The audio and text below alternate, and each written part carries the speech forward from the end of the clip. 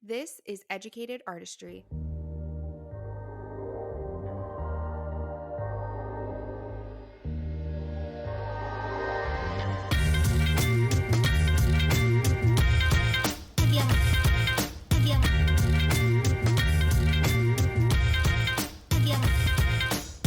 All right, guys, welcome back to this week's episode of Educated Artistry. Today, I am joined once again by Ashley Gonzalez. If you haven't caught an episode with her before, then she came on episode 74, where we talked about uncomfortable client conversations, and that was such a great episode. So I'm excited to have her back on today. In case you aren't familiar with her, she is a small business coach with over 10 years of experience as a service provider, product retailer, and educator. Her passion is to empower women of all colors, shapes, and sizes to take up space in the industry through strategic marketing, authority building content, and branding. So, welcome back, Ashley. I'm so excited to have you here. Thank you. Yeah, I know. I'm excited. I loved it. I had so much fun last time, and I always love getting your little snippets of your episodes. And I think you're one of the very few people who just like tell it the way it is, with in my opinion, my humble opinion, without like an angle.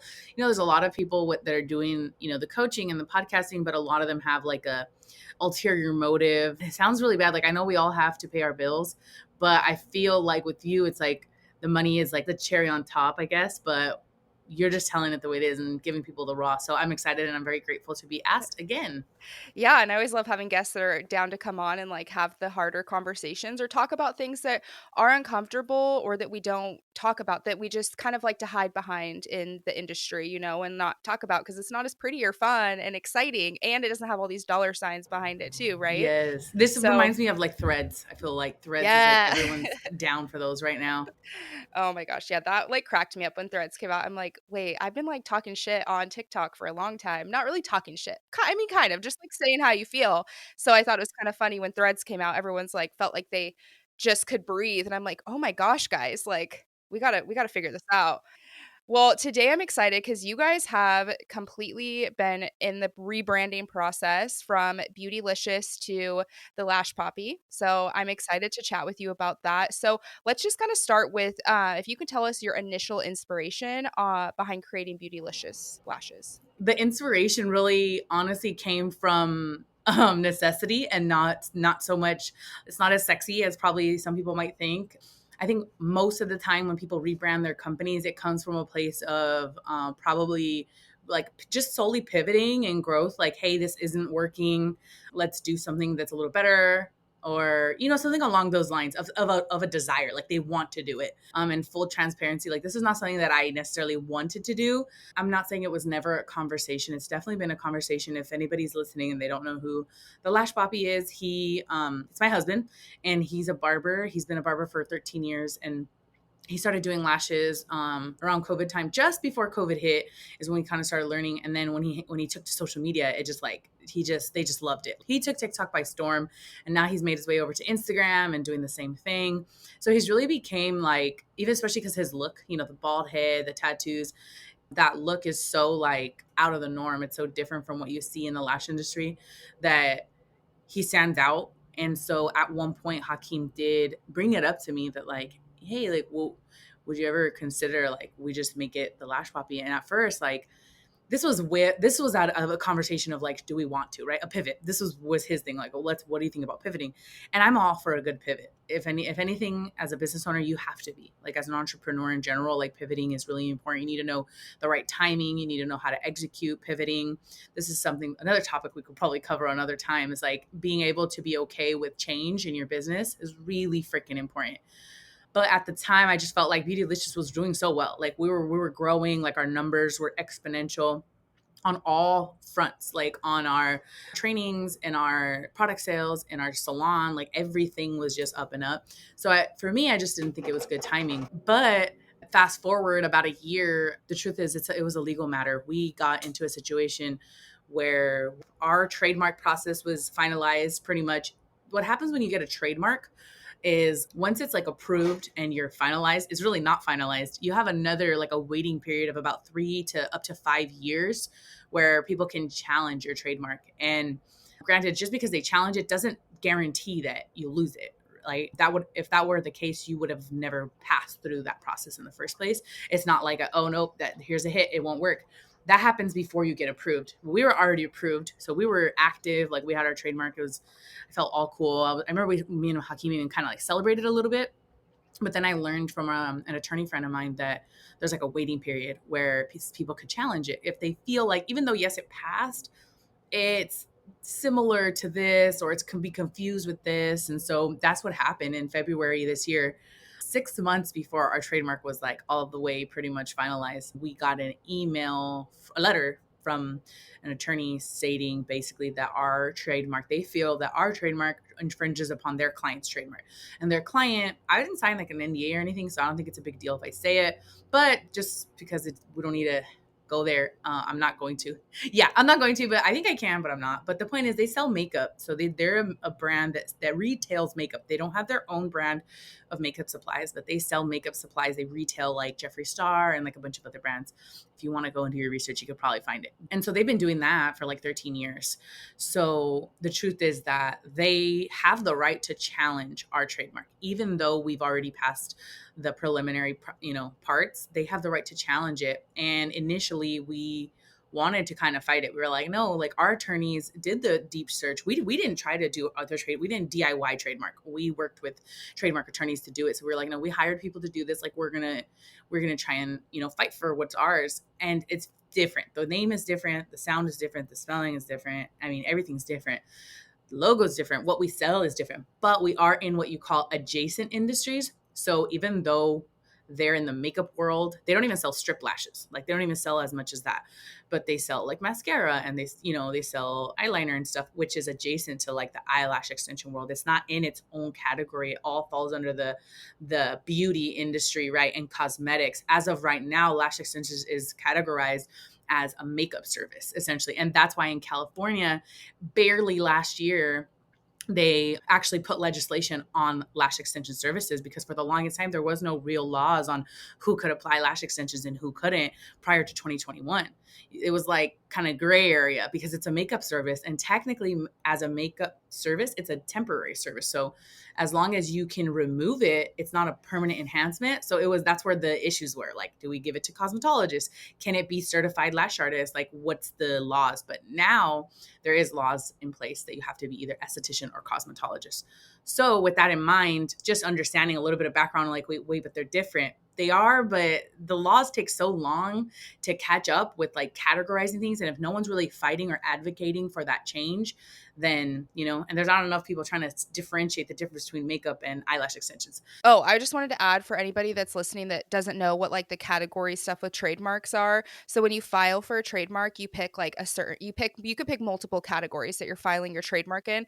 So like for a lot of beauty businesses, it could be like probably like education, and then there's like a service, and then you can do like a product one, and you pay for each one of those categories. So that's what she's saying there with like the categories. You guys had the same trademark in at least one of the categories, right? Yeah, and the one it was makeup tools. Makeup tools, And yeah. so they sell makeup brushes, and that's the only real category for like eyelash extension tweezers. That's you have to have that one if I'm going to sell lash tweezers.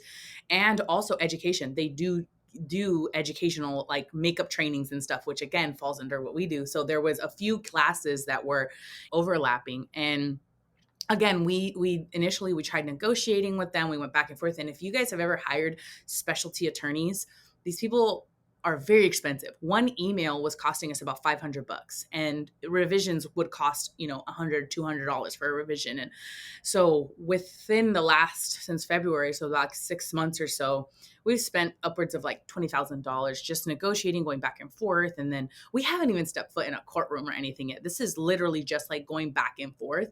And I feel like it just accumulated over time. Like it wasn't like, if I would have known that just to get to where we are today, it was going to cost me 20 grand, I would have probably just quit when we first started, but I didn't know. I'm ignorant to it all. And so we were just going back and forth, thinking like, okay, now, we'll agree to these terms. No. And there was just really when you're a huge brand, you have the means, $20,000 to them is nothing, or they keep these people on retainer. So it's like, they're doing their job. And so we got to the point finally where we realized, like, if we do go to our attorneys want to go to legislation, by the way, they want to, because they get paid on contingency where like if they win, they get a large payout, right?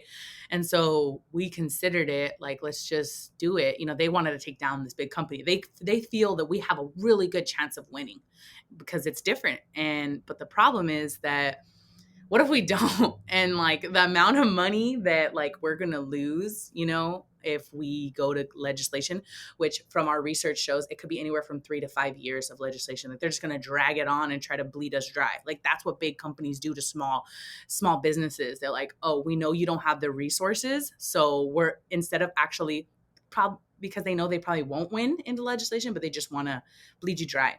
And so when we realized that, we were like, you know, let's be real here. And we sat down one day and talked about it. And we realized, you know what? Beautylicious might be growing, but not nearly at the rate of exposure as the Lash Papi. Lash Papi has worldwide exposure at this point. He's been on many publications, podcasts.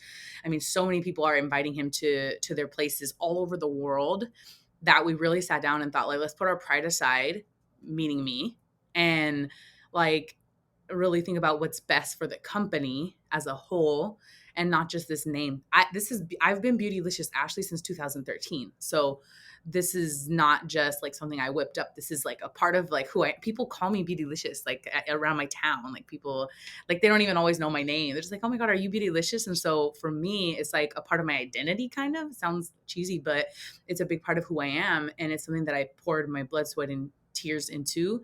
So it has nothing. I feel like some people might think like, oh, you just don't want your husband to have limelight. Like he's already been in the limelight. Like that's nothing to do with that.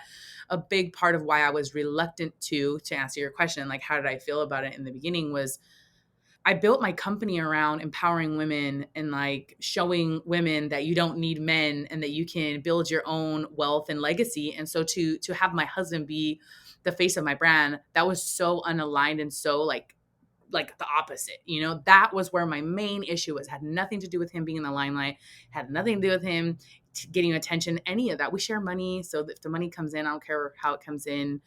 But my main, like what was really giving me resistance was like, what are the people who came to me gonna think and how they gonna feel when I have my husband? Like we're supposed to be against the patriarchy, right? And that was really my biggest concern. And so as what any entrepreneur who doesn't know what to do should do, I researched and I asked my audience, I asked my followers, I sent emails out, I asked my social media followers, I just did surveys, and the overwhelming response was way off what I thought it was going to be. They all said like nobody said, or I mean, they could be lying, but they said what they feel is they know it's still me. Like they like anyone who knows us knows it's still me. And they actually, especially the Latino community, really came forth with the message that it was actually even more empowering to know that like he's basically like the man is willing to take the step forward in a female dominated industry. It really even more further like proves that like men can work with and for women as opposed to like the other way around. Typically in our culture, the man is the business owner and the woman is the one who is the subordinate one, like the inferior one. And so this just kind of proves that like, hey, like he works for me even more. Like I built this and now he takes it over. And when I got that response, like everyone's like, no, like this actually gives us hope that like our husbands too can like support us, that husbands will support their wives as opposed to like women always like being the backbone for the men. And so that was like really moving, and I wasn't expecting that because you know sometimes we're so focused on like what we think people are going to think that we don't even realize what it could be, that it could actually be opening a door for us. So it's crazy how the whole thing happened, and I can't even tell you how much growth we've gained since making the switch. This is the first time ever that we've been sold out of products for more than a couple weeks because we didn't anticipate so much support, to be honest. That's awesome. Well, and I think it is cool that you got that feedback from your audience and that you asked for the feedback too. But also, I think it is cool because it's like you built this company with your face, right? And now he gets to take a role in it and you guys get to do it together. So, Yeah, I guess it's just, I don't want to say that I don't listen to my audience, but I think as just somebody who builds something, it's easy to get stuck in your own head. You know, it's easy to get stuck there. And I'm so grateful that I've grown through my journey as an entrepreneur. And I've learned that when you don't see the future, like especially when it comes to like your consumers, ask them. Like I think it's such a telling lesson. And I wish I would have done more of this earlier on, but it's not something that I really grew up with. I didn't really know to ask for help. I didn't know to ask people. In fact, I was kind of raised on the opposite side of the spectrum. I was raised with a lot of scarcity mindset. I was raised to like not tell anyone anything ever, and like because people will steal your ideas and just stuff like that. Like there's this thing called mal de ojo, which basically means like bad energy, bad vibes will be sent your way, like evil eye. So like when people know that you're doing something great or you're planning on something, they're going to do something to ruin it. It's very just paranoid, comes from scarcity mindset. Minorities tend to have that. And so I grew up with that, and it's constantly fighting those like underlying messages that I was raised with. And I'm glad it was like a really growth moment for me, like to actually go with what my people were saying and not my intuition. Yeah, well, and I feel like people like they respect that and they like it because then they feel like they're part of the process and then they get to see the journey too. Like that's such a huge thing. People love to see the journey of all of that. So, no, I think that's really cool that you did that. So, what were the next steps once you guys decided, okay, we're going to be completely rebranding? What did the next steps look like? Because obviously you had, I'm assuming, a lot of inventory and everything that you had to completely switch over. So, what did that look like for you guys? Yeah, so that was that was the biggest next thing at hand, where we were like, well, what are we going to do with all this product? So lucky for us, I mean, in many ways, lucky for us, we're a boutique brand, so we don't keep hundreds of thousands of dollars of product on hand. We've got at any given time somewhere around anywhere between like $40,000 to $60,000 maybe worth of product, and that's at retail. That's not like our cost.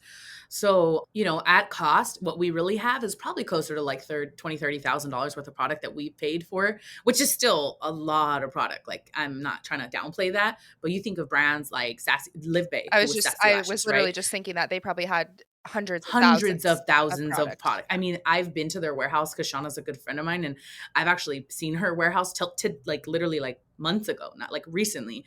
She still has like an entire giant like 10,000 square foot warehouse, one that pretty much just sassy stuff, like tons. I mean, publications, like flyers, banners. I mean, you name it. She's got tons of stuff of sassy. And so that's why like every now and then, if you're an avid, like you're a frequent buyer of them, you'll see like you'll get a random sassy tweezer or a random sassy something, because they're just at this point they're just. But yeah, so initially we were trying to negotiate like ample time, like, hey, if you're not going to give us a payout, at least like, give us time to liquidate that stuff, because we are a boutique brand. We are by no means a 7-figure bringer inner. We're a small brand when it comes to product sales, and we're not like we don't sell our products at a crazy expensive price either. We consider ourselves reasonable, not necessarily cheap, but definitely not like on the luxury side. We're more on the reasonable, for average, I like to say real lash artists.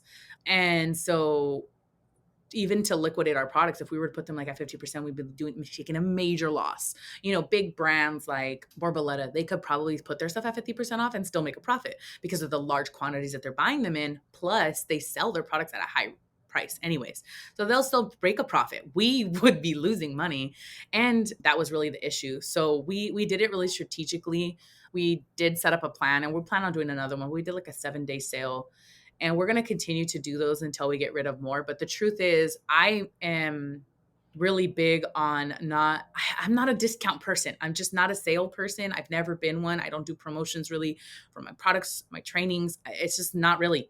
So it's not aligned with my brand to be the budget or the cheap or the discounted brand. So that's where our issues were. So we only did our promotions in our email list. We only did it with our previous buyers. We didn't send it on social media, like nowhere really we promote it. I think Hakeem did one day, but he even let them know, like, in order to get the sale, you have to be in our email list. So I like rewarding our already customers or people that are always already on our list. I'm not big on like attracting discount buyers. So that was where the issue was. Like, it's easy for some people to be like, hey, liquidation sale, and it'll wipe out.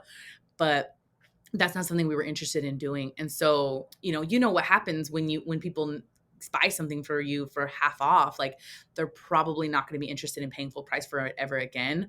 And that's where I didn't want to fall into that trap. So something that we're probably actually going to lean more into doing with what we have left, because we only got rid of like half. We got rid of like half of it from our email sale, which I consider really good. That was like a slam dunk. I think that's like really good. So we got most of that stuff at cost. But the problem is now is that rebranding products is not as easy as I thought it was going to be. I thought it was going to be as easy as like telling our manufacturers, like a lot of the stuff we actually label ourselves, actually full transparency. We still label our adhesives. We label a lot of things ourselves. So we've been able to keep up with at least our adhesives and stuff. But the issues is like the lash trays and the tweezers, because most people have, our tweezers, they last forever if you take care of them. So people don't really need those. So even though those were on sale, maybe they got one, but they don't need 10 of them. You know what I mean? It's not like lash trays. Those sold like wildfire, because people are like, oh, I'm going to need them. And so where we are right now is rebranding those. And what people don't know is that it costs money to create a label. Every single label costs money. And so it's like, to be completely honest, we've decided that moving forward, we're actually going to be even more of a boutique brand. We're going to actually cut a lot of the products that we used to sell. We used to have 5 different type of lashes that we sell, and we're going to narrow it down to just 2 now. So we're really cutting like 75% of the lash trays that we sell in order to, because that was over the course of the last 4 years that we, built that up, and to just replace it all at once would just be crazy. And so we really looked at our numbers. We actually hired people to help us like figure out like what should we stick with and what's best. So we're moving forward. We're only going to be selling 1 fiber of volume lashes and 1 fiber of classic lashes. And our classic lashes we're actually going to cut down, and we're not going to have the wide range of lengths and curls and diameters that we used to. So we're just like cutting majorly. And I think this is going to really help us with our trainings as well. I have a training that I'm working on. It's called Versatile Volume Pro. My first one's going to be in Florida in September. And I'm going to be basically showing how I create so many different signature sets with just 0.03s. I used to work with all the diameters, and I found that it was so difficult to like work in my cart and have all these different curls, diameters, lengths. It was really difficult. And then the different fibers. And so I used to think that I needed to have all these different lashes in order to create these different customized sets. But I've found over the years that I can create so many different sets with just 0.03s, but you just got to know how to do it. And that was something that I really mastered over the last couple of years. So I think it's honestly like what we're doing is what every brand should do at a certain point, is like really niche down. And by niche down, I feel like that word can be like, it's so used that people don't even know what it means. And at this point, I don't mean like only offer one service or only offer one type of lash. What I mean is like really hone in on what your transformation is. And I've done that really well with my coaching practice. I've done that really well with my trainings. And now I'm ready to do that with our brand. Our brand was selling everything under the sun before. And I think that moving forward, being that we're getting more honed in on what our purpose is as a brand, I'm able to do the same thing with our lash supplies. So it's actually like a good thing, I guess. This is also something that you really have to be able to do as a business owner, guys. When things come your way, it's really important that you're able to like take them in graceful strides, because I can't change that this huge company wanted to take us out. That was just something that was I had no control in that.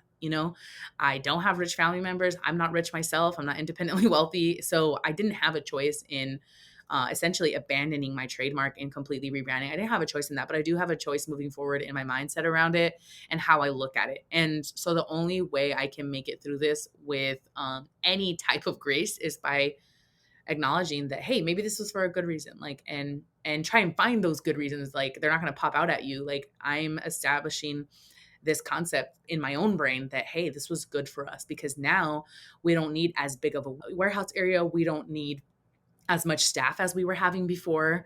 We don't need to take 3 days on inventory anymore. Like, we're going to be able to streamline a lot of our processes. And I think that that's like, sometimes maybe for some people, when you first start doing something, exactly like what you want to do, and then like it never changes. That just has never been the case for me. I'm a multi-passionate person, and so for me, it works better to try a little bit of everything and like do it all, and then over time figure out like, this is where my passion really is. And maybe other people feel differently, but I never really know. When I love something, I want to do all of it. I want to experience everything that it offers. And then over time, I figure out. Same thing with like lashes. I didn't never wanted to be a lash artist. I want to be a makeup artist. And I found lashes like, well, I'm an esthetician. I should try it. Like, I took the class, might as well try it.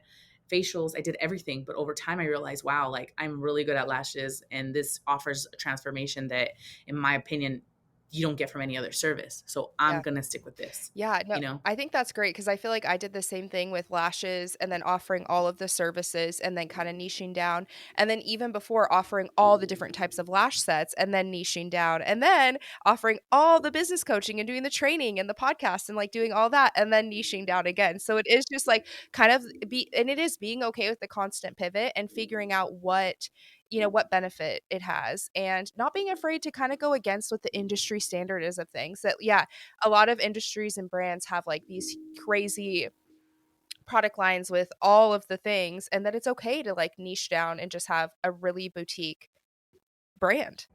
Yeah, And and, you know what? I'll be honest, I can't take the credit for that. Like, the first person who kinda really I saw do it and go against the grain, which she's known for this, is Allie from Lash. She actually had posted, like, I'm getting rid of all this. I wanna be known for," I'm not gonna lie. I don't remember exactly what for. I'm a mega volume brand. I know she said that, so I'm assuming it was zero point 0.03 as well. So, but the point is, like, I never even thought about that you could do that, because like you said, no one else is doing it. And it was not by any means my idea. I saw her, and this was like 2 years ago, I want to say. So, this was a while ago before we even established this. At the time, I was like, oh, well, that's not me. Like, not me. Like, I sell everything. So, I'm going to continue to sell everything. And it's so funny because my husband, like, was like, why don't we do that? Like, we should do that. And I'm like, no, like, no, that's not for me. And so sometimes you have to like just experience things and figure out. And now I realize this is so much easier so this is where I'm headed. And I feel like I have something that is really going to be helpful for a lot of lash artists. What my trainings are really headed for over the next years is really like what I want to call, I'm going to kind of coin this as like real lashes for real clients and for real lash artists. Like, I feel like all the trainings out there, and I don't know, maybe you can like tell me what you think about this. I feel like all the trainings that are like really popping out there are for like Instagram sets. Everyone's doing trainings, like, and I'm not going to name names because they're great trainers and they're great trainings, and I don't mean that they're bad trainings, but what I mean is like all these like mega wispy sets. I don't know, like, as a lash artist, that's not what pays my bills. What pays my bills are more don't get me wrong, I have clients that do the mega volume, but I just mean like those perfect, like Instagram perfect sets. Those sets take anywhere between like 4 and 6 hours.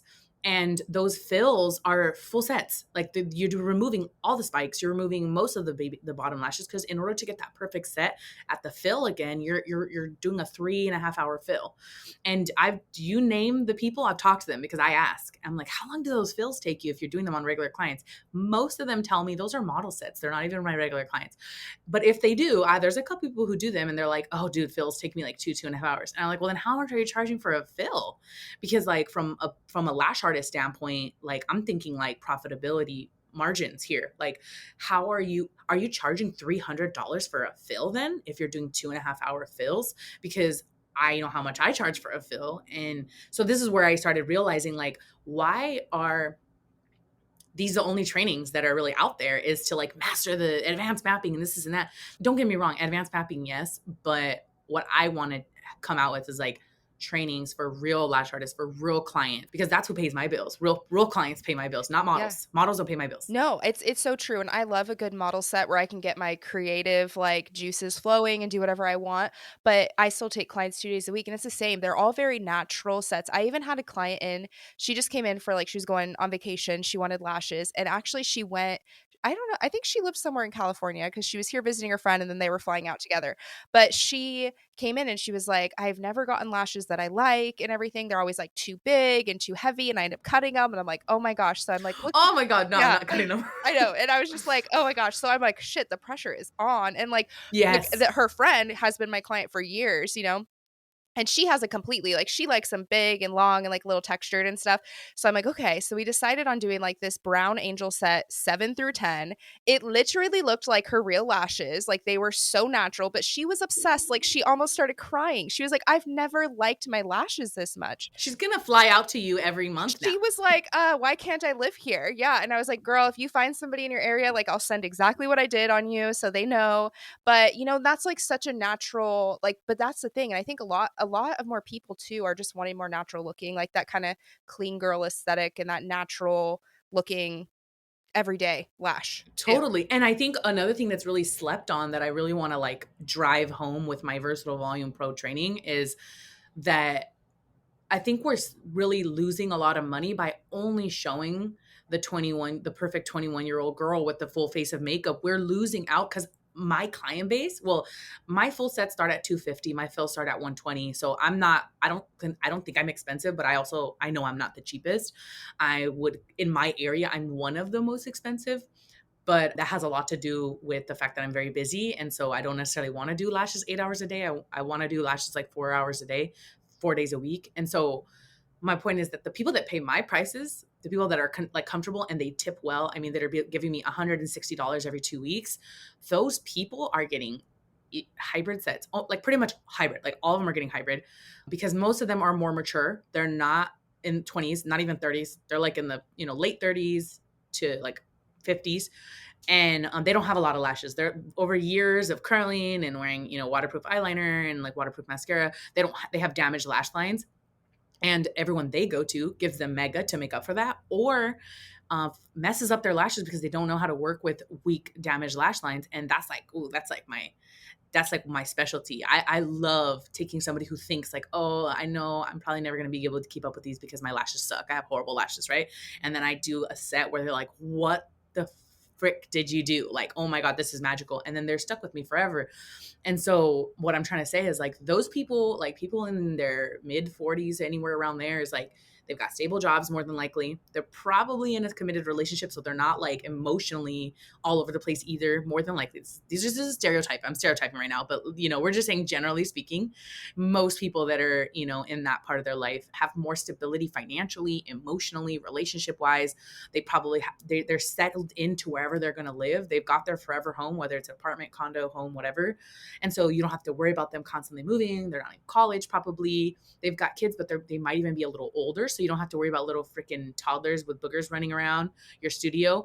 You don't have to worry about kids being sick all the time because kids that are in preschool are always sick and they have to reschedule their appointments. There's just so much more stability with clients that are in their 40s. And so for me, that's my favorite. Like I love my girls who like have their recurring appointments every 3 weeks on the Tuesday at 3 p.m. or whatever. Like that's what I like.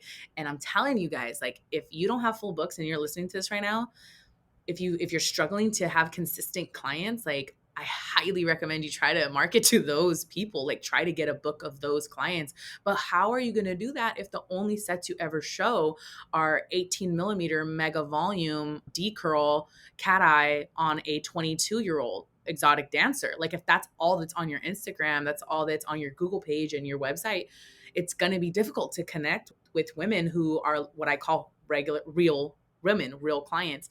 They got real money. And so that's really what it comes down to. And they got real insecurities too. Let's be honest. That's where it all stems from. The reason that they're so consistent is because they have real insecurities where they want to feel younger. They want to feel fresh. They want their husband to look at them the way they used to 20 years ago. And so they are real committed too. And I feel like that's what we need. No, I think that's brilliant that you're coming out with a class with like the point oh 0.03s because even like for my personal inventory, like I don't even buy point oh 0.07s anymore. It's just kind of whatever stock I have left. And I mainly am using like point oh 0.02, point oh 0.03s and that's why I kind of hate mega volume when people are like, mega volume is a point oh 0.03. And I'm like, not really, because you can make a mega volume look with the point oh Yeah. 0.07. And I'm guilty of that. Yeah. I'm Oh, and I 100% did guilty. too. But it's just like, but now I'm like, no, like, because I think it's more of like a client terminology thing that they are just like, oh, I don't want to make a volume. And I'm like, okay, well, we can use this diameter and it's not going to look like that, like they're so versatile. Oh my God. It's like the hardest concept to relay though to like new artists. And so I had a group volume class this weekend and it's such a difficult concept to like relay. And that's why honestly, I just don't even like the terms. I hate the terms. I hate mega, Russian, hybrid. I hate all of those terms. And I know hate is a big word, but I hate them for the simple fact that there's so much room for interpretation. There's so much room for artistry. Like you can do whatever. I mean, there's certain things. Classic is classic, right? Classic means one. But you know how many girls, there's a girl here in my city. I forget her name, but I know her business name, Lash Philosophy. She does the most beautiful classic, not classics. Like she calls them classic and they do look like classic, but it's basically wet lashes, but she does it to a point where I know her sets when it's her. Like I don't even need to see her name. I see her and I'm like, oh, that's hers. Chanel. There you go. Her name's Chanel. And I am obsessed with it. And my whole point is that like she doesn't use, and I reached out to her once. I literally messaged her. I was like, dude, tell me your secret. Like, what is your secret sauce? I actually invited her to do a group training with me because we all have our specialties. I wanted, like, there's a girl in our city named Ashley who does really good spiky sets, not wispy, spiky, very different. And so she does spiky sets. I am really good with the texture, like the messy texture. And then Chanel's really good with those like crazy, like natural classic sets, but wispy. So I wanted to do like a combo class where people learn all of our techniques. And she was like, dude, all I do, my secret is that I don't use classic lashes. I use volume lashes. And this was, by the way, this was like way before wet lash was a thing. So I was like, oh my God, genius. Like you're a freaking genius. Well, how'd you think of that? She's like, I just don't like carrying all kinds of different diameters. So I just came out, I started putting like 2.07s together and that's it. And just keeping them in a spike. And I was like, poof. This was like probably 20, if I had to guess, like Oh, way before, like, 2019, the 20, wet lash around there. set. Damn. Oh yeah, wet lash wasn't a thing. No, yeah, it wasn't even a thing.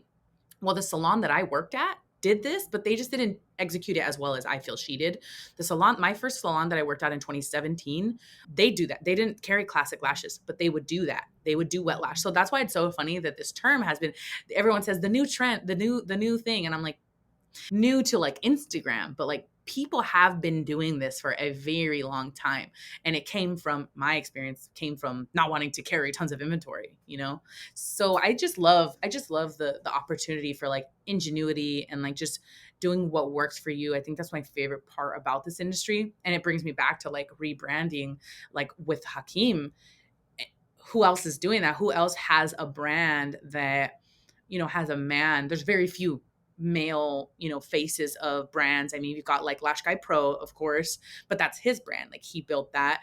And then you have like there's Lash Base Jamie, who he is the face really of Lash Base on the social media side, and his mom Julie built that brand. And so they exist, but it's usually not our specific dynamic where I really built this. I taught him everything he knows, and then I even taught him everything about social media that he needed to know. I taught him how to do a hook on social media. I taught him how to put down to like putting text on video. So I guess when you think of it from that front, it's like, I'm not trying to be mean, but like I made him, like, so. Yeah, well, that's what I was kinda saying before, where I'm like, it is cool, like, even though you're like, it's women just like, we don't need no man, but it is like you kind of did, where it's like he wouldn't be in this space that he is if you didn't teach Exactly. him these things, and that he wasn't open to Right. learning from you and being receptive with it as well, which is important. And I think that's the dynamic that, because we get asked a lot, and I don't know if we talked about this last time, but I get asked a lot, like, how do you do it? How do you let Hakeem take all the limelight? That's such a common Really? question. Okay. It's so funny to me because, yeah, it's mostly women CEOs in the lash industry. It's like I won't say their names, but there's women here that like you guys would probably all have heard of that are like, I could never let my husband be the face of a company that I built. And it was funny because the first time someone asked me that, this was at LashCon 2021. Someone asked me, that was the first time someone like blatantly said to my face, like, I could never let someone else take the credit for like what I've built. And I remember being stunned and thinking like, why had I never thought about that? Are other people thinking that? Mm, Like, oh my God, like I was so ignorant to mhm. that concept. And all I thought, because this is the dynamic that I think people are missing out on, is that if you ever talk to him, if you ever get the chance to have a conversation with him, if you give him any type of flowers, credit for anything, the first thing he's going to do is be like, oh my God, my wife though. Like my wife, thanks to my wife, like she taught me. Like you will never have I guarantee you, like never have a conversation with him where he's like, yeah, I know, like I'm the shit. Like, Self-made right he's here. very like, yeah, no, Right. he won't do that. And I think that that's probably why I never really, really thought about it until him and I were having the conversation one day. I was like, dude, people keep asking me this. Like, that's crazy, huh? And he's like, well, I also don't really try to take any of the credit either. Like, I don't. And I'm like, yeah, that's a good point. That's probably a big part of it. Like, he doesn't just sit around and gloat and say, yeah, I'm the Lash Papi, I'm famous, people want to pay me. Like, for example, this week, he's actually leaving tonight to go to Reno to head over to the Paris Lash Academy business seminar. They invited us both to go, but we don't have a babysitter, so I'm staying home with the kids. And like, he could easily be, oh yeah, people invite us, whatever, invite me places, but it's just not his style. Like, he's not trying. He knows that he wouldn't have, any of the influence or any of the skills that he has if it wasn't for me. And I think that's the important element of why our consumers are so okay with it, because they know that. They know that he, like, it wasn't him just stealing the show like some people might think. I empowered him essentially. And I think that's the part where it's like, what? Like a woman can like help a man? Like usually it's like the man is paying the bills and, or at least in my culture anyways. Right. No, that's really cool. And I just have to say, like, I think because I think it was LashCon, must have been 2021 that I met you guys in person. And it's so crazy to see, like, I feel like he was very shy and like closed off. And you were like, yeah, he just not into this. Like, it's a lot to like seeing his confidence grow like these past couple years and stuff. Like, it's really cool to see because you can see he's kind of stepping into his like own too and like, like owning his personality and everything. So that's cool. Yeah, I think he's definitely shown you guys now more of who he really is. Like that version of him that people met in 2021. I remember the line around like our booth, like women just lined up to like talk to him, like breathe his air. It was so funny because he was like not, I should say, we were not, we did not know that was going to happen. Like we did not realize how much of an influence he had. And that's actually something that like we talk about a lot. Like we didn't know until LashCon 2021 that people knew who he was, like real lash artists, I should say. We didn't know lash artists knew who he was. We knew that like random people, like, lash clients knew because TikTok. By that time, I want to say LashCon 2021, he probably had around like 30,000 followers, maybe 40,000 followers at the time. And so, I mean, tons of people have that many followers. That's not even that big of a deal the way we saw it. But what we didn't understand was it wasn't 30,000. So this is weird. Like this brings me back to like what you think and then what is actually happening on the other side of it. Is we thought, okay, 30,000 followers is cool, but you have 30,000 followers that are not lash artists. So that's why we didn't anticipate lash artists to even really know who he was. Does that make sense?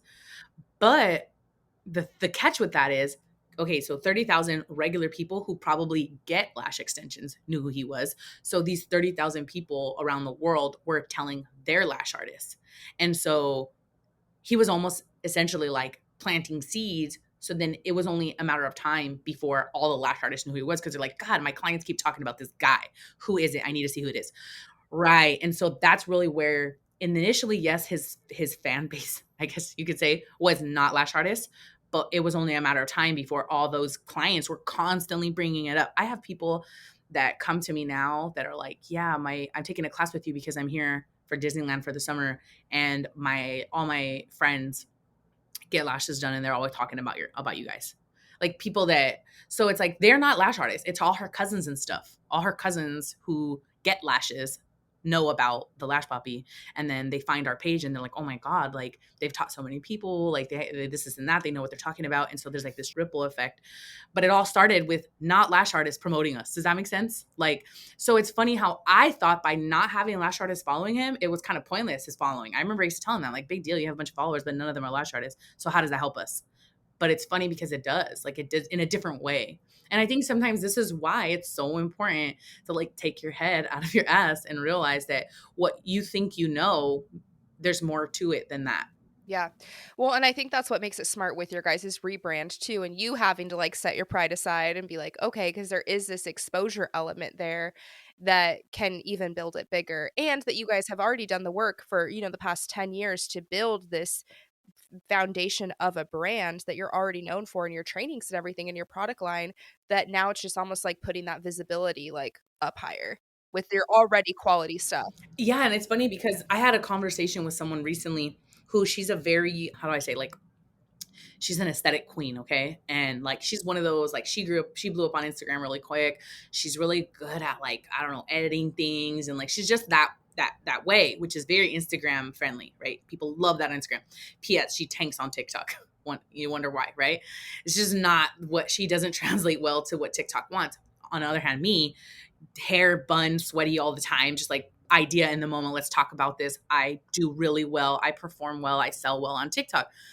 And we were talking one day, and we were just basically what she ended up telling me. I don't think she was trying to be offensive. We were having like a mastermind, a little mini mastermind together, and she was saying how she's surprised at how well I perform on, like how I convert on Instagram, being that I'm not that aesthetic. Like I don't put a lot of effort into my content. Believe it or not, I really don't put a lot of effort into the things that I put out there that convert.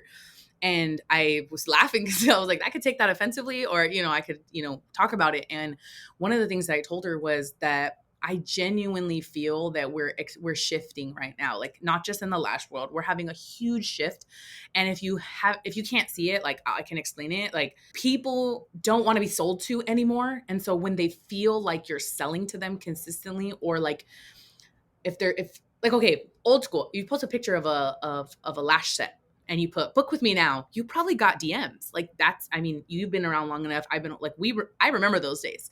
You could almost say it was easy to get booked as a lash artist. Almost. I mean, that's a broad general statement, but you could almost say that because all you had to do was put a eye closed set from this angle and you'd probably get some bookings from that. Today, there's so many lash artists out there that kind of got to work a little harder, and people don't want to feel like you're saying, hey, book with me, book with me. Like there's different ways to get engagement from people, and that's really what I'm good at. I'm good at, I like to say, reverse psychology. Like I'm good at not telling you what I'm selling while simultaneously telling you what I'm selling, so that you are like, hey, what are you selling? And then I could be like, oh, that's right. Yeah, I'm selling. But really, I was selling the whole time. You know what I'm trying to say? Like, it's like reverse psychology. And so that's pretty much what I explained to her. Like, I may not actually post a picture of my lash trays and say, hey, here's my lash trays. And same thing, this, what I'm bringing this all to is Hakeem. Why does he sell so well? Why are we growing so fast when he literally never posts anything about our product line? He never posts any, like, okay, I shouldn't say never. 10% maybe closer to 5, honestly, percent of what he puts out there is actually selling, like the old school version of selling.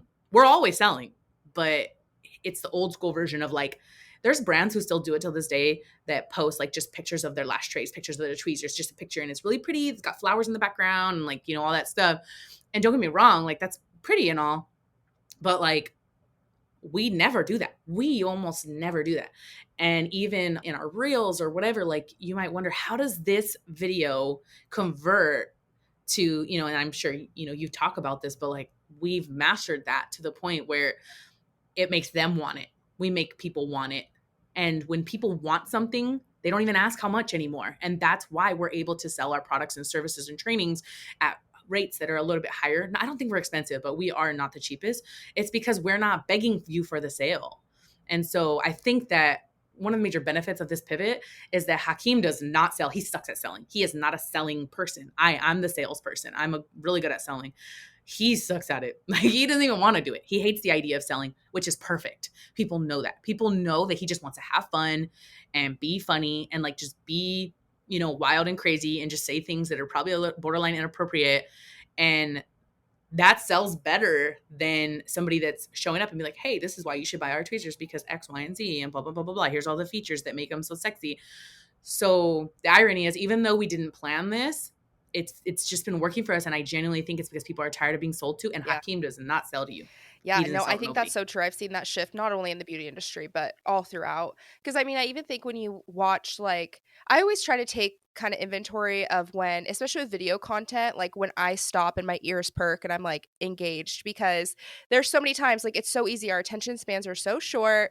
And like, if you don't get to the point quick enough, like, I'm scrolling. But it's like, Mm-hmm. what are those times where I'm like, wait, I gotta stop. And it's even What could be made me? something, right. And so it's like taking inventory of that, but then also, and usually it's not like, hey guys, look at this product that I got. It could just be them like talking about doing a story time and they're putting their makeup on and you're like, wait, what the fuck eyeshadow are you using? Because that looks bomb, you know? And they're not even talking about it. Maybe they're like, oh, this is from this, but they don't say like link in bio for my discount code, Oh, you look know? at freaking Lash Reality, who's So, talking about buttholes for the last like month, right? oh, I love it. And yeah, I mean, that's, I'm not gonna lie to you. I love it. I'm, They let me do a prank. Did oh you see our no, I episode where didn't we see did? that. Yeah. So we did it actually did really well on like YouTube and it's the top downloaded episode of this year right now because we did a prank where I was like it's the newest trend in the beauty industry like and I like hyped it up and stuff and we talked for like 5 minutes about butthole extensions that we're like going to do butthole extensions and that they're coming out with new training and you could charge $500 and get I'm it done in 30 dead. minutes. And like we went on, you'll have to watch the Wait, clip. you It's know just like what? the That's so first few funny. I minutes. kind of vaguely remember you alluding to some episode you were gonna have with them, and I remember thinking like, I want to know what it is, but then I just forgot. But yes, okay, so that's what it was, a prank. Okay, Yeah, it was a prank, and then we went on and talked about, like, you know, an actual episode, but, like, the first, like, 5 minutes or whatever, we were just, like, pranking, but it was so funny because and I you said posted a like clip, it's the like most downloaded episode. And it is because people were like, but that's the thing. It's like you got to get people's attention. And, it's just, it was something different to try. And and I love when people are down to do that kind of stuff. Cause I was even like, I don't even remember what we were talking about. I was like, oh, what do you guys have any like topics you want to cover? And she was like, I just love buttholes and pre-mates. And I'm like, actually, that would be really funny. Buttholes is pretty much what they're known for now at this point. And I have noticed, like, just like, because I'm also like a watcher and that's what I do. I've noticed a major spike in their content engagement, as well as what seems like they're getting more shout outs. They've been making a lot of sales for their cleanser ever since the whole like dirty butthole the situation, the whole debacle. And so my thing is like, something as far fetched as talking about dirty buttholes, like, and butthole extensions, like, that's not what my brand's about. Their brand is very like silly, that's not really in alignment with mine. So I'm not gonna go and try and replicate that. But my point is that, like, yes, what you're saying is like sometimes we think like so small minded because it's what everyone has been doing for so long. And then you have these brands that maybe may not approve of those type of messages.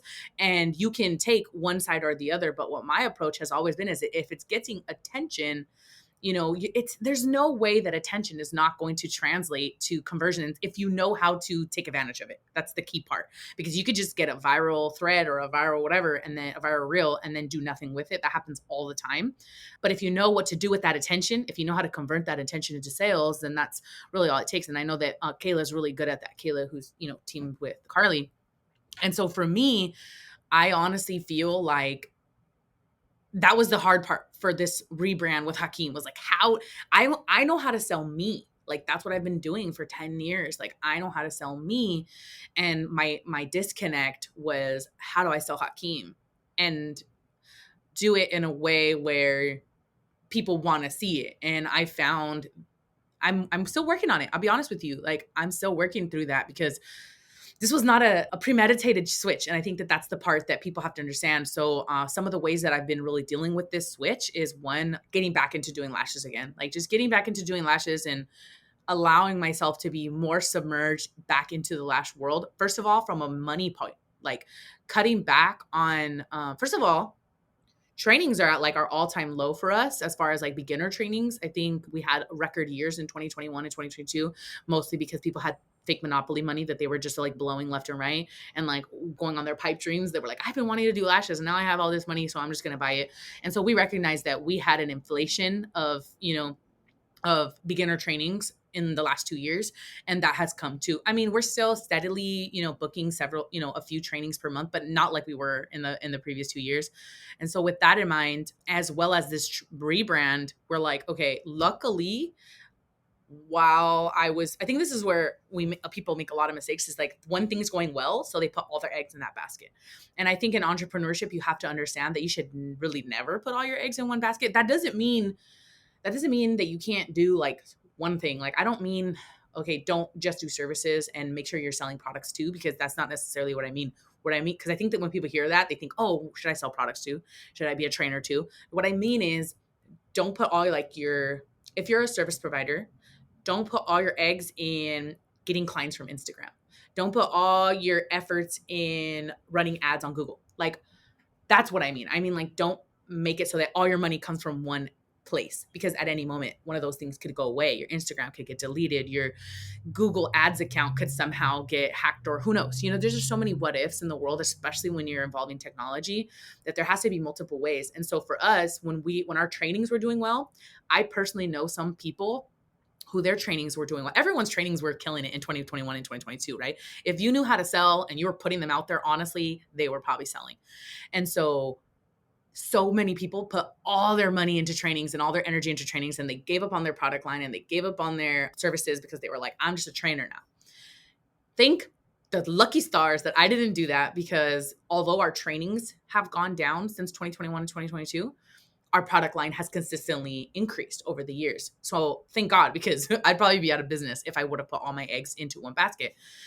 And that comes from my scarcity mindset, from my minority mindset and being paranoid. I'm like, I'm not just putting all my money into this. I don't know where this is going. But what I'm saying is that, luckily for us, our product line is still steadily increasing, not at a crazy rate like it was in 2021 and 2022, but is still steadily increasing. And that has compensated a lot for when we had our salon or when we had our busy trainings. So now that our trainings have gone down, I'm putting more into services. And I'm not afraid to admit that that's why I've been doing a big part of why I've been doing lashes again full time is, well, full time. Full time for me. Full time for me is like 20 hours a week. That's, like, so funny. That's literally me too. I'm like 2 days a week, 7 hours. Like, that's my full-time Lash Yes, I'm capacity full time now. for me is 4 days a week, about 5 hours a day. And that's plenty for me. So when I say full time, just I want to be transparent about that. I don't mean 40 hours a week because I have other things. I have other businesses that I have to essentially run. But what I wanted to say was just that, like, I think that a lot of people are embarrassed to admit that. I think a lot of people are saying, I'm getting back to lashes because I just miss it. And I did miss it. I did miss it. But I'm going back to lashes because trainings aren't selling like they used to. And so I need to compensate that. I have bills to pay. I have kids to feed. I scaled my business and I need to, keep that, maintain that overhead. And I'm not afraid to admit it. Actually, one thing that we're looking into possibly happening is we're actually thinking about Hakeem getting a job, like a real job, like a 9 to 5 job. One thing about Hakeem, like I mentioned earlier, sales is not his thing. And a big part of his brand, right? Like I mentioned earlier, is kind of the underlying message of his brand. Because Lash Papi's brand is a little bit different than Beautylicious brand. It has to be because he's not me and I'm not him. So my brand was built upon, Beautylicious was built upon, essentially, I mean, kind of, if I can do this, you can do this, but more so in under the realm of you can do this and you can do it on your own. You don't need help from a man. That was really what I built it on. And you can do it regardless of where you come from. You could do it if you came from where I come from. You could do it with no help. You could do it with no investors. That was really where Hakeem's is still, if I can do this, you can do this, but more with the emphasis of even more emphasis on the even if you're an unlikely folk, even if you don't look like what everyone else looks like. That's really, so they're the same message, but with an emphasis on a special part, right? And so, with that being said, that message really doesn't translate very well to getting clients or like Lash clients. He gets them, don't get me wrong, but not to the capacity that I can. Because what my message really was empowering women. And guess what? That translates very well to getting Lash clients. His really only translates to services and product. I mean, sorry, to trainings and products. And so people have to understand that like when you have multiple businesses, you have to almost have multiple brand messages. You have to have different mission statements for every different business. If you are really good at marketing, you can, like me, kind of get them all to coincide a little bit. But for the most part, you have 3 different businesses. Your product sales is one business, your trainings is one business, your services is one business. They're all different. And if you're a salon owner, you have another business because you need to be attracting lash artists who want to work for you. So you've got so many different businesses. And I think that's the part that we don't really talk about a lot. And I'll be honest, Hakeem doesn't get consistent clients as easily as I do because the type of clients he attracts are people who are attracted to his clout, his following, right? So they want the one time, they want to travel out from San Diego to come get a set and to brag to all their friends that they got lashed by the Lash Puppy. They'll Film a Yes, TikTok. exactly. That's all they want. And then they never come back Yeah, again because they're not even from here. Or the right. people who are from here, from where we're from, they're so intimidated by the fact that he has so many followers, they don't want to end up on social media the way that he puts people. And so he's on in this weird place. And so with that being said, do we want to, he doesn't even like doing full sets. He likes doing fills. Everyone should like doing fills. That's where your money is. So his thing is like, do I want to keep going through this revolving door of having full sets that don't come back?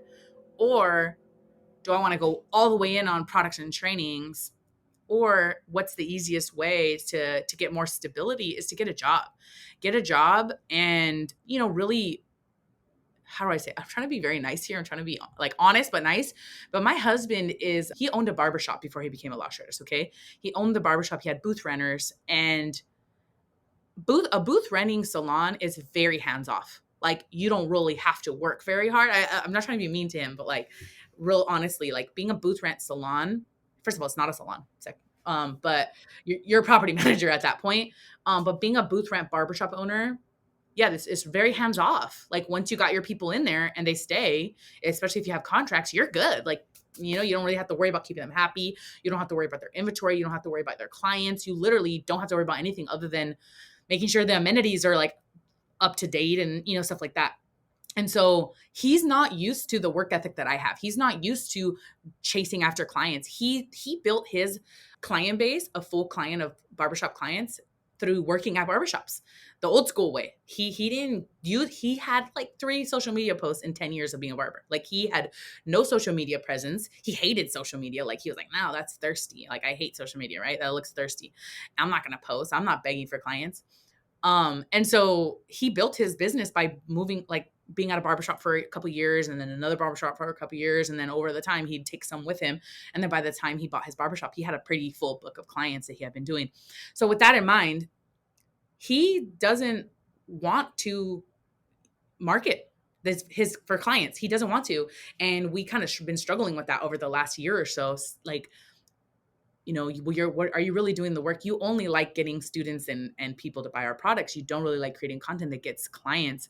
And he finally told me, he's like, you're right. I don't want to. Like, I don't think I want to. Like, I'm not like you. I don't want to do that. I don't like being at the grocery store and like starting up a conversation with someone and being like, oh, by the way, I do lashes, or, he's like, I don't like doing that. It's not for me. And I think that's okay. Like, this is something that I really want people to, like, a message that we really want to drive home, like with our brand, is that there's no shame in like having to supplement your dream with something else, like offset it. Like, he really still wants to keep Lash Papi going. He really wants to keep the product line going. He really wants the training to keep going, and he's happy to continue to do trainings.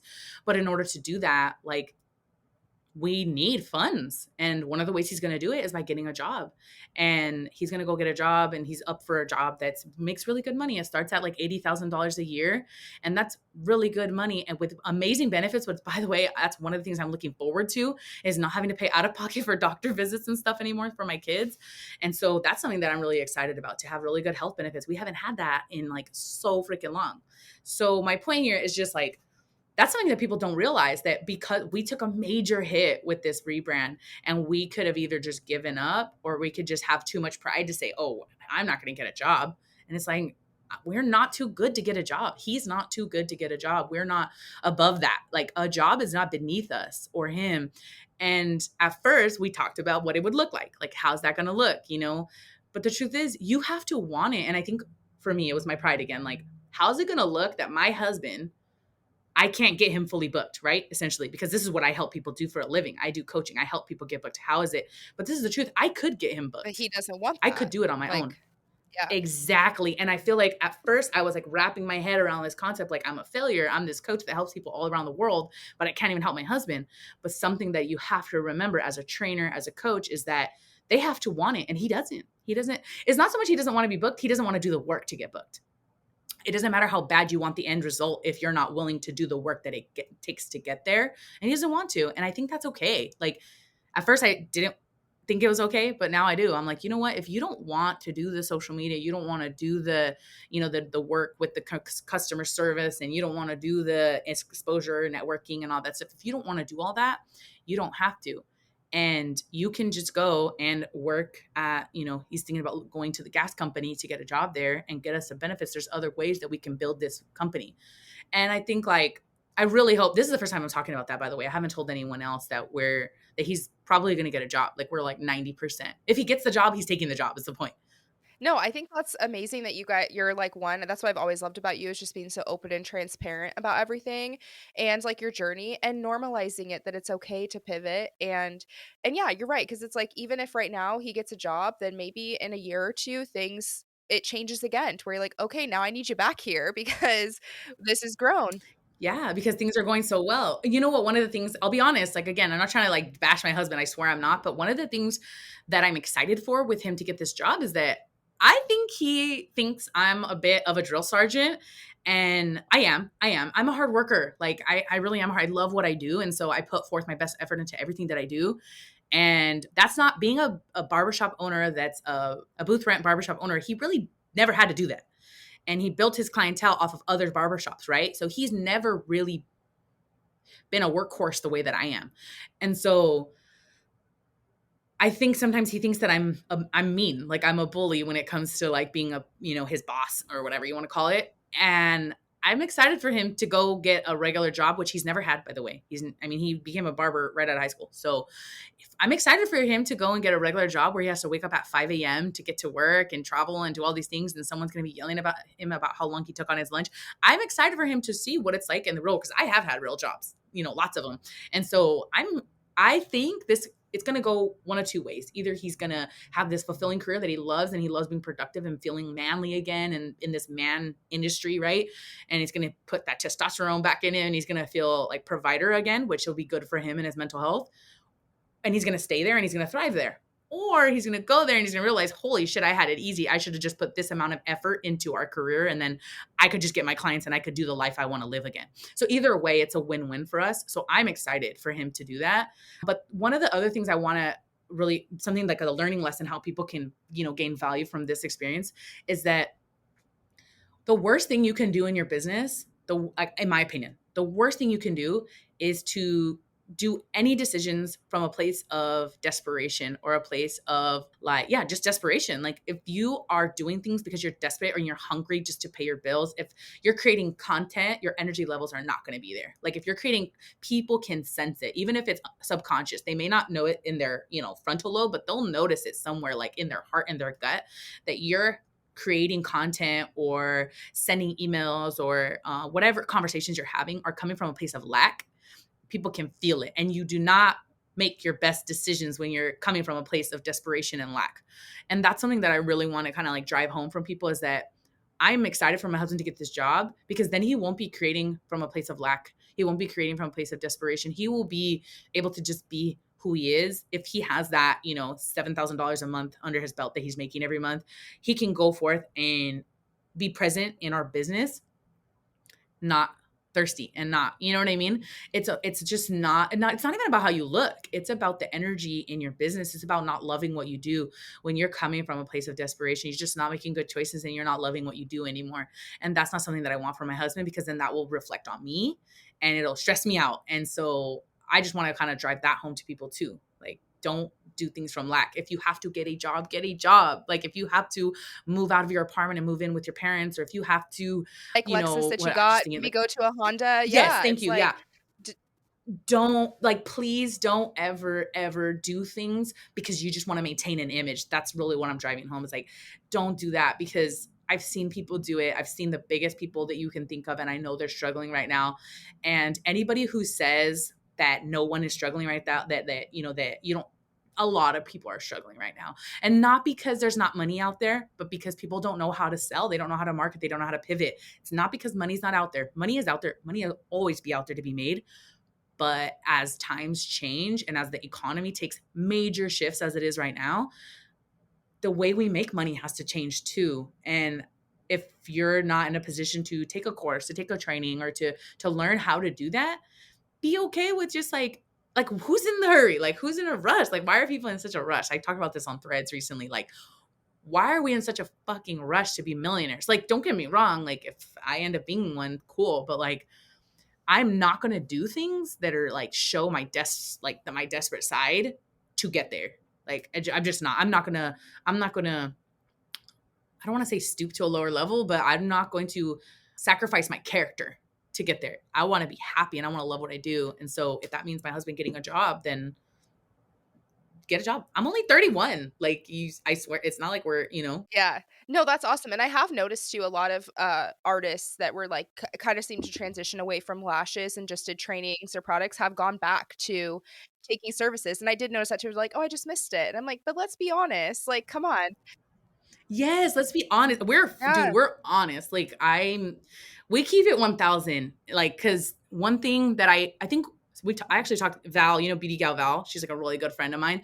And we were talking the other day about how we see the people saying that stuff. And we see the people that are talking about like, like brands who like built their companies on this elitist status, right? That are suddenly like doing discounts and like franchising and doing all these things that are like not in alignment with that elitist ruler type mentality, that brand archetype. And I'm like 30% off site wide. That is not what Kim Kardashian would do. So my thing is like, where is this? This is what I do. Like, this is what I do as a coach. Like I'm watching these brands, I'm watching what they're doing. And you guys can pull the whole, we just want to be for everybody. No, you don't want to be for everybody. You're declining and you're acting out of desperation, and that's just not something I'm willing to do. I do not want to have to sell my products at 50% off in order to make sales.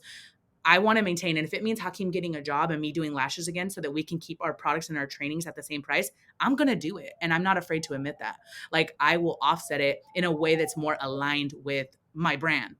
And this is why working with the coach like Kayla, like me, who's going to help you figure out what that brand message is and what your tone is and what your voice is so important, because you need to be consistent with that. You like, it's just the biggest mistake you can make to like do this in your business with, this is what we're about. No, this is what we're about. I'm about luxury. No, now I'm about being affordable. No, now I'm about this. Like, that doesn't work. You have to be consistent. And I feel like it's so frustrating when all these coaches are saying like consistency is key, and people think they mean frequency. People hear consistency and they think, oh, I need to keep posting. I need to post 10 more times. No, consistency. I post like, dude, like probably maybe 2 times a week. Sometimes I go a whole week without posting. And I consider myself to be consistent, because when I do post, when I do show up for my business, it is with the same message in a different way, maybe in a different language, but with the same message every single time. But how can you do that if you don't know what message that you're communicating? And that's why, back to what I was talking about with Val, is that being people online who show up and have platforms.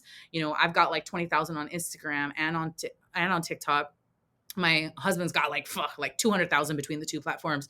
Val's got like 40,000 followers on Instagram. We have platforms. Maybe not the huge. I don't have the hugest, but like I've got a platform of people who pay attention to me and listen to what I say. And why do we want that? We want that because we know that we can convert them, right? And we can make sales, right? That's how we benefit. But something that maybe is not thought about by some of these people, like for me it is, and for my husband it is, for Val it is, but like for some people, they don't realize that what we say and the things that we do impact people. And so in ways that don't involve money, ways that involve their soul and their gut and their heart and their insecurities. And so when we're out here pretending like, oh, I just came back to lashes because I missed it, and not because I'm, need the money, just because I missed it, you may not realize, but what some of those people are doing, they're making other people feel like shit. Like when you're lying to people about why you're doing something, and these other person are out here struggling, and you're saying, oh, I'm not struggling, I'm killing it. Like my business hasn't felt any influx or any fluctuation in its profitability. First of all, you're lying. There's no everybody's business. You've got like Tiffany Mitchell, who's like really emerged as like the salon coach of the year. And she'll tell you, she's a friend of mine as well. Like we talk about these things. Like she show her numbers, and she'll show like, yeah, we flatlined, from these couple months, we flatlined or whatever, but we're working on other things. Like we're pivoting, we're doing things. But the whole point is that it's okay. Like, don't lie to people and say like, I'm not struggling. Like I know what you're doing. You're trying to sell your training. You're trying to sell your coaching or whatever. You're trying to sell your class. And I guess like, whatever, to each their own. But I really feel that when you have a platform and that you've built it on trust, probably people on liking you, you have a responsibility. Like I have a responsibility to the people who buy from me and trust me and love me as a coach, as a trainer, as whatever it is that they connect with me on, or even just as like a social media personality, like whatever it is that they come to me as. I have a responsibility to them, because I wouldn't be able to be where I am today financially or anything if it wasn't for those people. So how is it that I'm going to essentially play mind games with them and tell them like, you should buy from me because my business hasn't fluctuated whatsoever. Like you should buy from me. And I'm just doing lashes because it's just, dishonesty is just never the way, Yeah, it's just icky feeling like, and Yes, it's icky. really, That's the word. yeah, it's like, and I feel like people don't think that it's obvious, but it's so obvious. And I think that's what's changing too, is that the artists and like the other business owners know it's obvious, but now, well, even like their consumers, the people that buy from them, are also now being like, this is like, there's something weird And do you about this. really think that that's not going to trickle down to their buying process? If you're making it seem like it's this, and we know it's not, because we're not dumb. We're all hurting. Well, not we're all hurting, but like we're all experiencing fluctuation. And you're saying you're not, but you're doing lashes again, or you're saying that your salons are killing it, but yet you're behind the chair full time this week. Like if you're so business savvy, I don't know. I almost feel like it's like a slap in the face to your consumers, because they're not dumb. And now you're treating them like they're dumb. Now you're talking to them like as if you guys are blind and you don't know what I'm saying. That's so disrespectful. Like you think I'm stupid, huh? Like you think I'm dumb. I, as a consumer, would probably refrain from purchasing from them the next time, because now I have that disdain for them. Now I'm like, she's a liar. Like she's over here making me feel like I just, like that whole Kim Kardashian thing that went viral. Like work harder. You need to work harder, Oh my right? God, yeah. Right? Like, don't get me wrong. Yes, we all need to work harder, Right. but smarter. maybe. But the point is that like there's no way that's not affecting your buying your consumer's buyer. There's no way. Like there's no way they're not double thinking next time. But then they hear me on this podcast or they hear me and my stories being super transparent like, "Hey, shit's shifting. We got to shift. We got to shift with it, right?" And they're like, "Man, like this girl's speaking my language. She's keeping it real. Like her husband's getting a job. Like they're going to trust me more. I may not be bragging about my new marble reception desk or whatever, but they also see like, wow, I relate to her more." And I just know, like we mentioned in the beginning of this episode, like we are really transitioning to a place where people want to connect. And even if it means paying more, that's how you get people to pay you more, is by connecting with them in a deeper way and not making them feel like shit. Like people used to like getting treated like shit for a long time, but I think we're exiting that era. We want to feel like I know where my money is going and I'm willing to pay the price if I know that I'm in alignment with where my money is going. Yeah, I think that was a huge thing with, like, after all the shutdowns and stuff that people were a little bit or I mean, even, like, this past year that a lot of people are more aware of where their money's going and where they want to put it. Like, for me, like, I've always loved supporting, like, the local small businesses over, going to, like, Amazon and stuff if I can, Same. right? And, like, Right. trying to Right. find Certain those things things. though, it just makes sense. Certain things make sense. You can't be perfect. You're not gonna be able to, Right. like, No, avoid all we're business corporate owners. stores. Yes. But, Yeah. it's like you're like, "I wanna feel good about where I'm giving my who I'm giving my money to," and I think more people are getting more aligned with that, so Especially because money is becoming maybe a little bit more scarce for the average person. So if I don't like, they can't change that. If you work for, I don't know, the government, you work a social worker, okay? You get a salary. You're not suddenly getting a boost, even though houses are skyrocketing, rent is getting raised, groceries are getting raised, gas is getting raised. You have no control over those things. Well, what do you have control of? How you spend your money. You have no control over getting more money in your paycheck. You have no control over how much milk costs, but you do have control over that the $400 a month that you have at the end. So if you're a social worker and you want to get your lashes done, and yes, you're right, some people are going to go to the cheaper lash artist, but other people are going to be like, I want to spend this little bit of money that I have left with someone that I fucking like, and someone that likes me, and someone that gets me. So it's not so much that people are only going to start buying cheap products now, but what it is that you need to show up more than ever before. You have to show up, and you have to show up authentically.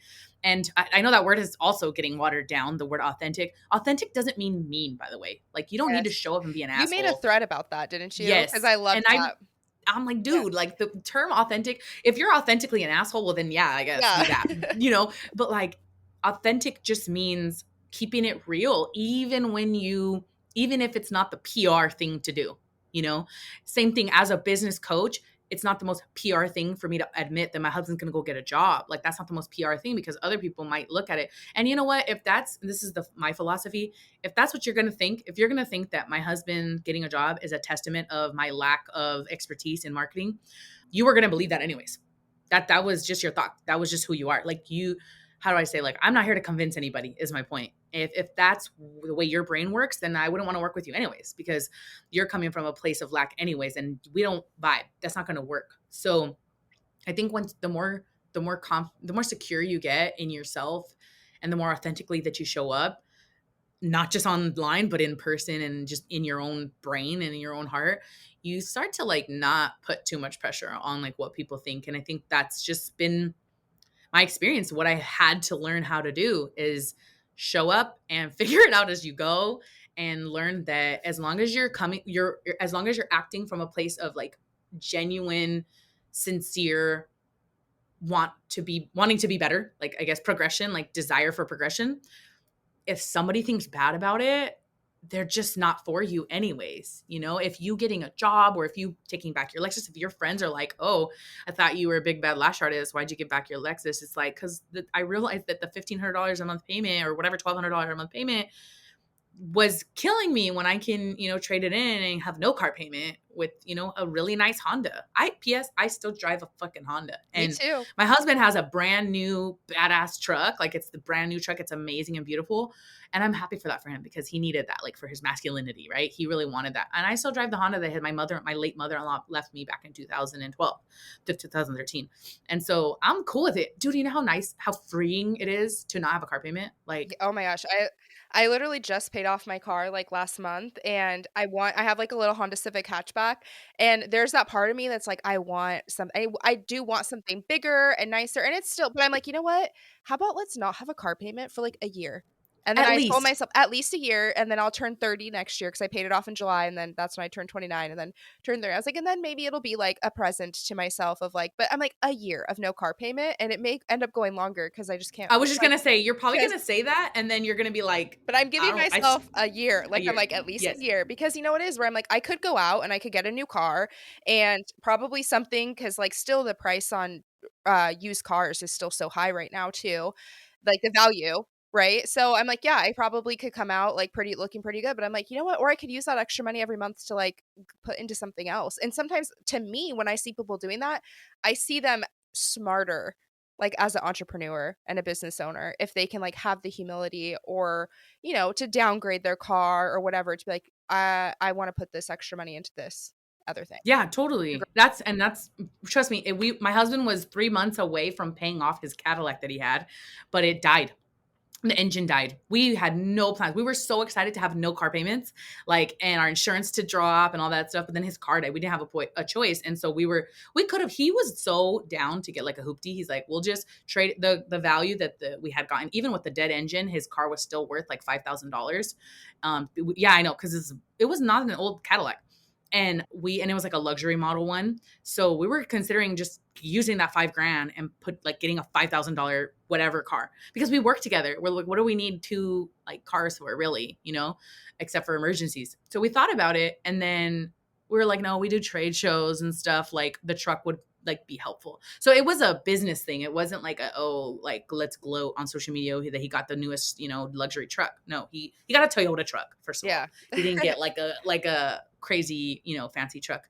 But yeah, I think like that's something that this whole experience, I hope like people can learn from us, is that really just remember that you're in business for you and not for anyone else. And so we need to stop posting things online that are for other people's perspective of us. We need to stop making decisions that hurt us and restrict us simply because of what other people might think. And I know social media is all about social, right? We're all about, are we going to get likes and all that stuff? Like that's what we think. But something that's really important to us is always doing what's going to be best for us at the same time as what's good for other people, of course, like not from a selfish place, but definitely not from just like superficial. Like it's deeper. No, I mean, you've given so many, like, golden nuggets of advice. This has been amazing, as always.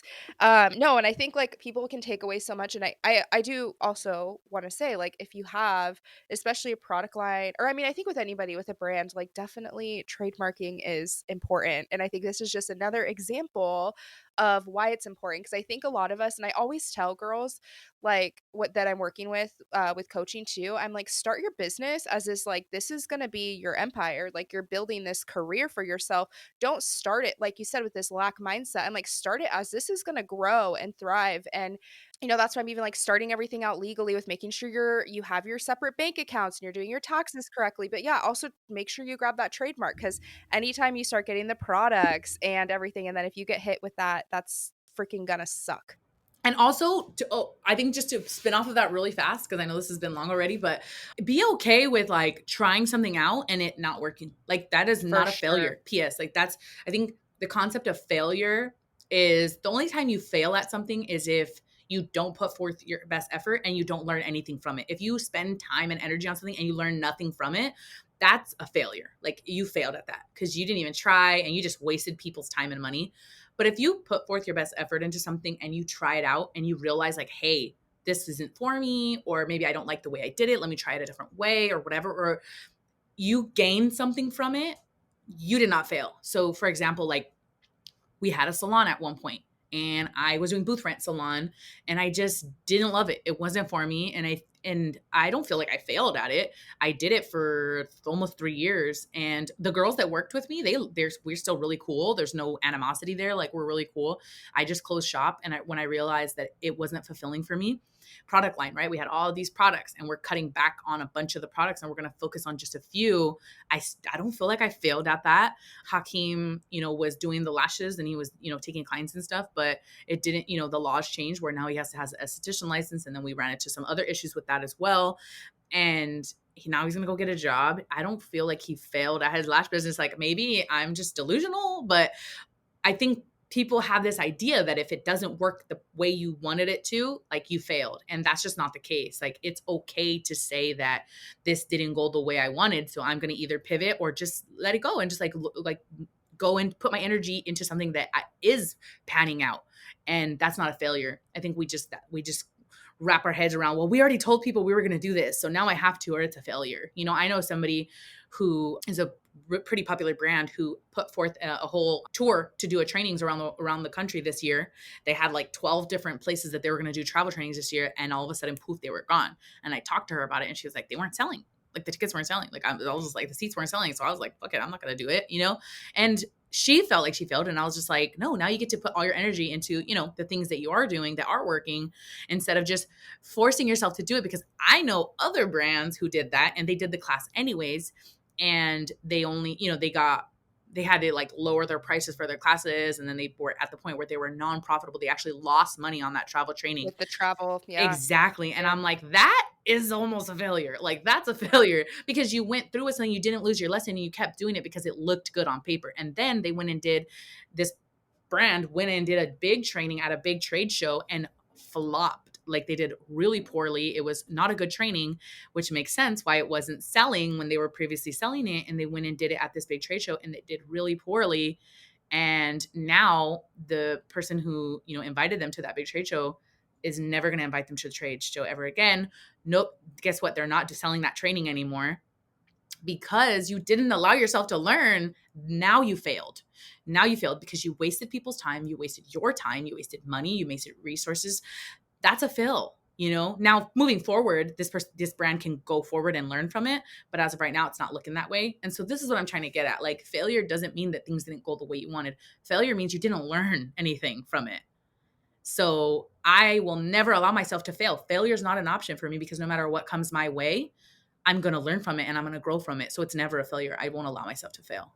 Oh, that's so good. And it's so true. And I think we need to talk about it more and have it be more of an open conversation because I think a lot of people do always feel like they're failing and taking that. But do you want to let people know where you guys are going to be this year? And if you have any like courses or anything, I know you're going to launch your new training. Like, do you want to just kind of plug yourself and where you're going to be at?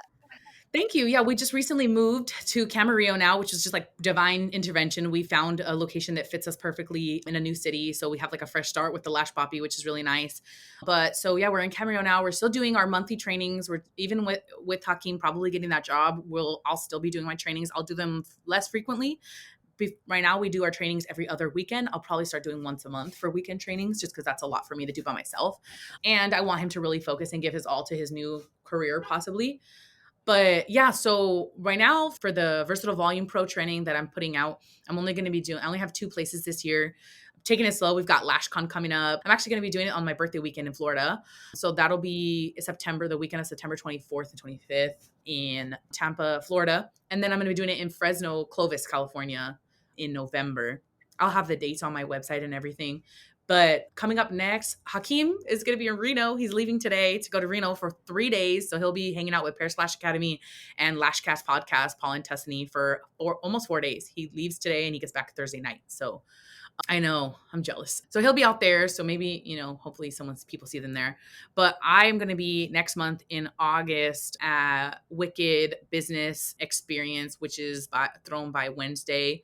Wednesday is having an event in Houston, Texas, where I'll be speaking all about how to stand out in the industry, which we kind of talked about here. And then Lash, of course, we've got LashCon. Like we're doing LashCon, of course. This is our 3rd year now sponsoring LashCon. We're really pumped. This is our first year as Lash Papi officially though, so that's really I exciting. saw that. I Yeah. saw that on the booth layout, and Yeah. you guys got a pretty big booth too. Yeah, I was like, it would we're "Yeah." really excited to be showing up that way. It's been fun planning that. So we every year we give away free stuff. The first year it was just flowers, and then this last year we gave away the hot Cheeto bags, and so we get really creative with that. So and it's all we've decided to do like a different thing every year. We thought about bringing the hot Cheetos back again, but I'm like, no, like I want to make it like exclusive. Like some people still have their hot Cheeto bags and they send me pictures. So Oh, I'm I like, love I think it's gonna that. be so cool if people have like collectibles of the stuff. And if not, worst case, they just remember it. So I'm really excited for what we're doing this year. I'm not going to share that yet because it's a big surprise, but we've got a lot of stuff planned for that. So I'm pretty sure that's probably the rest of what we're doing because we get swamped around Black Friday and that'll be in November. And then we like to take December off. December and honestly January, that's the slow season anyways. After the holidays are over, it's pretty slow in January. So we take that time to just like chill and relax. But then starting next year, I really want to go to be completely transparent. My my Florida and Fresno trainings for the Versatile Volume Pro are going to be more of like my beta because this will be my first time doing that particular training. So they're going to be at really discounted rates. So if anyone's interested in getting those, like they could send me a message on Instagram or whatever. But next year, I really want to like really take that and drive it home because I think that's going to be really helpful for a lot of real lash artists, not just the Instagram lash artists. But yeah, so all of our products and everything are now on the lashpapi.com. Me on Instagram, Ashley G Coaching, because that's really what I'm focusing on as far as social media goes. Cool, and I will have all those listed right in the show notes too, so you can just, like, go grab them and give her a follow on Instagram or, check out all the new stuff, so, yeah, I'm excited, but thank you so much for coming on, and, yeah, always sharing and being open and transparent. I always love talking to you. I'm like, it's so easy. I feel like we could keep talking Oh, for yeah, hours. definitely. Yeah. But perfect. Well, thank you so much, Ashley. Thank you, guys. Bye.